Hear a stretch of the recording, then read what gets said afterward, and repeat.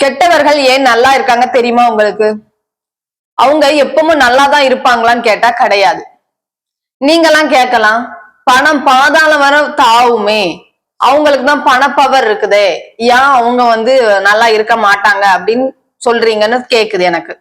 அதுவும் இல்லாம அவங்க எத்தனை பேரை ஏமாத்தி புடுங்கி நல்லா தானே இருக்காங்க, நல்ல வசதியா தானே இருக்காங்க, அவங்களெல்லாம் என்ன செய்ய போகுது அப்படின்னு நீங்க திங்க் பண்றீங்களா? நீங்க இந்த கொஸ்டின் என்கிட்ட கேக்குறீங்களா? நான் என் அனுபவத்துல ஒரு இது இருக்கு. நல்ல வசதியானவங்க அவங்க ஒண்ணு ஒண்ணா லாஸ் ஆயிட்டு வர. இந்த வீடியோவை ஸ்கிப் பண்ணாம ஃபுல்லா பார்த்தாதான் உங்களுக்கு புரியும் கெட்டவங்க ஏன் நல்லா இருக்க மாட்டாங்க அப்படின்னு உங்களுக்கு புரியும். அதுக்கு முன்னாடி நம்ம சேனலை சப்ஸ்கிரைப் பண்ணி வச்சுக்கிடுங்க. நான் சொல்றேன், அவங்களுக்கு இந்த வசதி எல்லாம் நிரந்தரம் கிடையாது. ஏன்னு சொல்லட்டா, ஃபர்ஸ்ட் அவங்க ஒரு முகமூடி போட்டிருப்பாங்க, கெட்டவங்க நல்லவங்க அப்படின்னு ஒரு முகமூடி போட்டிருப்பாங்க, படிச்சவங்க படிக்காதவங்க அப்படின்னு ஒரு முகமூடி போட்டிருப்பாங்க, நல்லவங்க கெட்டவங்க அப்படின்னு ஒரு முகமூடி போட்டிருப்பாங்க. ஒவ்வொன்னா கொஞ்சம் பொறுமையா பார்த்தாதான் உங்களுக்கு புரியும். ஒரு நல்ல வசதியானவங்க எனக்கு தெரிஞ்சவங்க, அவங்க பேரை சொன்னாலே அந்த ஏரியா ஃபுல்லா தெரியாத ஆட்களே கிடையாது. 50 இருக்கும் எப்படியும். ஸ்கூல், காலேஜ், பிசினஸ் அப்படின்னு சொல்லி பெரிய இது. அவங்க ஒரு ஃபேமிலி அவங்க, சரிங்களா? நான் பேர் சொல்ல விரும்பல.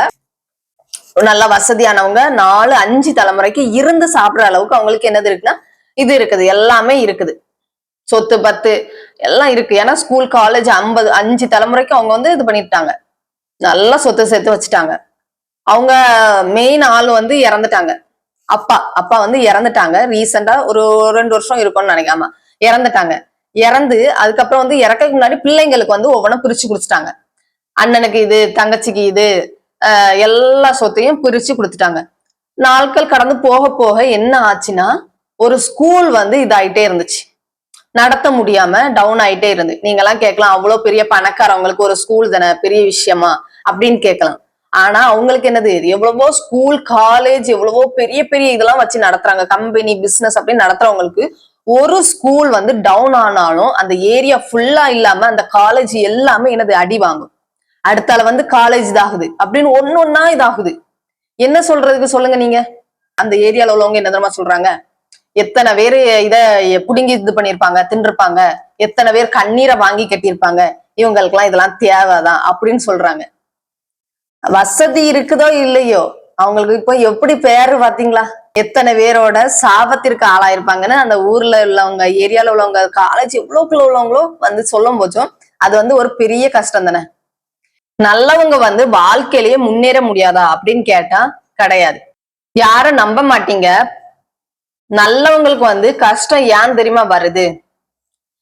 பணமின்றி இருக்கிறதுக்கு காரணம் பைபிள்ல இருக்கான்னு பார்த்தா நான் சொல்றேன். ஃபர்ஸ்ட் சொல்றேன், மத்தேயு 6:33. முதலாவது தேவனுடைய ராஜ்யத்தையும் அவருடைய நீதியையும் தேடுங்கள், அப்பொழுது இவைகள் எல்லாம் உங்களுக்கு கூட கொடுக்கப்படும். என்ன அழகான வசனம் பாருங்க. ஃபர்ஸ்ட் நம்ம என்ன செய்யணும்? தேவனுடைய ராஜ்யத்தை நம்ம தேடணும், அவருடைய நீதியை தேடணும். அப்பொழுது நம்மளுக்கு எல்லாமே கிடைக்கும். ஏன்னா அவர் தான் நம்ம கூட இருக்காருல. அவர் நம்ம கூட இருந்தாருன்னு நினைச்சுங்களா, பணம், செல்வம், நோயில இருந்து விடுதலை, கஷ்டத்துல இருந்து விடுதலை, எல்லாமே சக்சஸ்ஃபுல்லா கிடைக்கும். அதுக்கு நம்ம என்ன செய்யணும்? நல்லவங்களா இருக்கணும். சும்மா நல்லவங்க முகமூடி போட்டுக்கிட்டு கெட்டவங்க உள்ள இருக்கக்கூடாது. நல்லவங்க அப்படின்னு தெரியணும். இந்த வசனம் அழகா சொல்லியிருக்கு பாருங்க. முதலாவது தேவனுடைய ராஜ்யத்தையும் அவருடைய நீதியையும் தேடுங்கள், அப்பொழுது இவைகள் எல்லாம், இவைனா என்னது? பணம், பதவி, உயர்வு, நோயிலிருந்து விடுதலை, எல்லாமே கூட கொடுக்கப்படும். இந்த உலகம் நல்லவர்களை வெறுக்கிறதுக்கு காரணம் என்னன்னு பாப்போமா?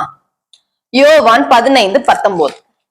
நீங்கள் உலகத்தாராயிருந்தால் உலகம் தன்னுடையதை சிநேகித்திருக்கும், நீங்கள் உலகத்தாராயிராதபடியினாலும் நான் உங்களை உலகத்திலிருந்து தெரிந்து கொண்டபடியினாலும் உலகம் உங்களை பகைக்கிறது. நம்ம உலகத்தாரா இருந்தோம்னு நினைச்சுங்களா? உலகத்தார் எப்படிப்பட்டவன்? யார் எக்கிடம் கட்டு போட்டோம், என் வாழ்க்கை நடந்தா போதும், என் வீட்டுல அடுப்பு இருந்தா போதும், எனக்கு சாப்பாடு எனக்கு வயிறு நிறைஞ்சா போதும் அப்படின்னு உலகத்தார் போவான். பணம் பணம் பணம்னு சொல்லி போயிருவான். நல்லவங்களுக்கு கஷ்டம் வரதான் செய்யும். அதுல இருந்து நம்ம விடுதலை ஆகணும். நம்ம வந்து உலகத்தார் மாதிரி இருக்கவே கூடாது. பணம் பதவி எல்லாத்துக்கும் ஆசைப்பட்டு ஓடிட்டே இருந்தோம்னு நினைச்சுங்களா, நம்மளுக்குள்ள லைஃப வந்து நம்ம வந்து என்ன ஆயிரும், இது பண்ணிடுவோம், ஸ்பாயில் பண்ணிடுவோம். நம்மளுக்கு தேவன் மேல பரலோக ராஜ்யத்துல வந்து ஒரு பெரிய இது இருக்கு, செல்வம் இருக்கு. நம்ம வந்து உலகத்துக்கு சும்மா விருந்தாளியா வந்திருக்கோம். ஒரு நாள் எல்லாரும் போகதான் போறோம். அப்போ போகும்போதும் பரலோக ராஜ்யத்துக்கு நம்ம போகணும். அதுக்கு நம்ம உலகத்தாரா இருக்கக்கூடாது. கெட்டவன் சொல்லியும் இருக்கக்கூடாது, நல்லவன் சொல்லியும் இருக்கக்கூடாது. கெட்டவங்க ஏன் நல்லா இருக்காங்க தெரியுமா?